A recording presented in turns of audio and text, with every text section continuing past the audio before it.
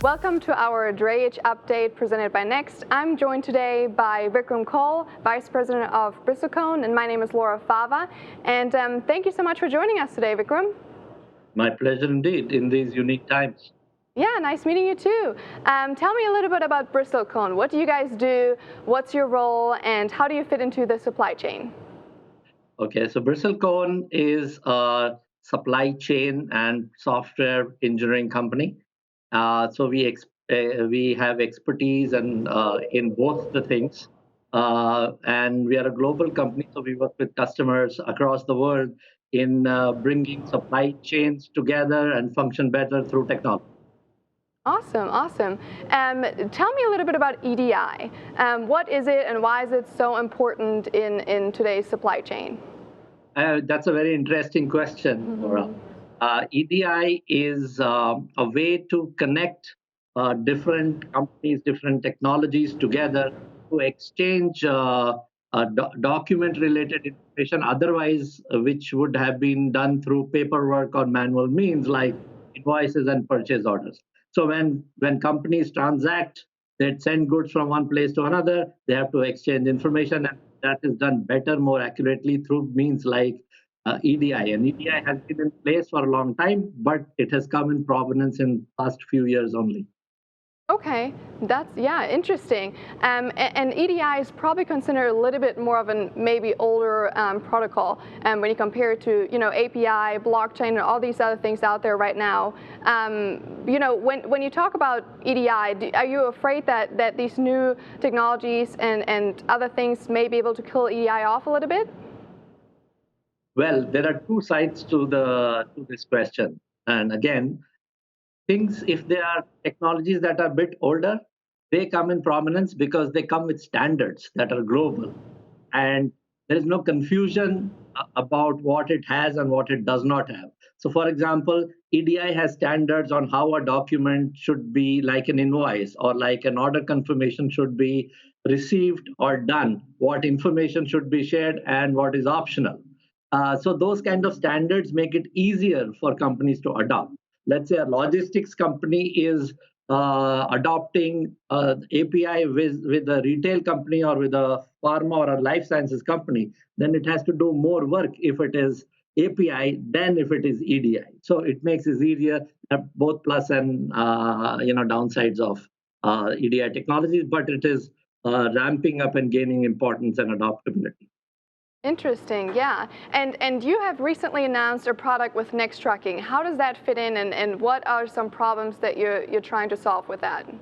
Oh, that's again, yes. Next Trucking and Bristlecone has been working very well together collaboratively in integration, and we are trying to do it across industries in an ecosystem where there are different companies doing different things, and we are trying to make them work seamlessly in a unified manner. So there are many different parts that are coming together, and what we are trying to do is, instead of taking weeks and months, we are trying to do it in days and hours.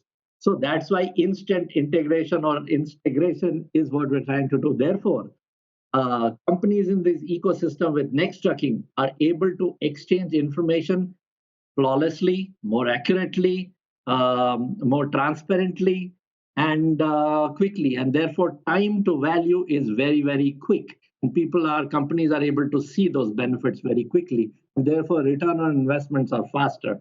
And that's the program that we have put in place with Next Trucking. Challenges.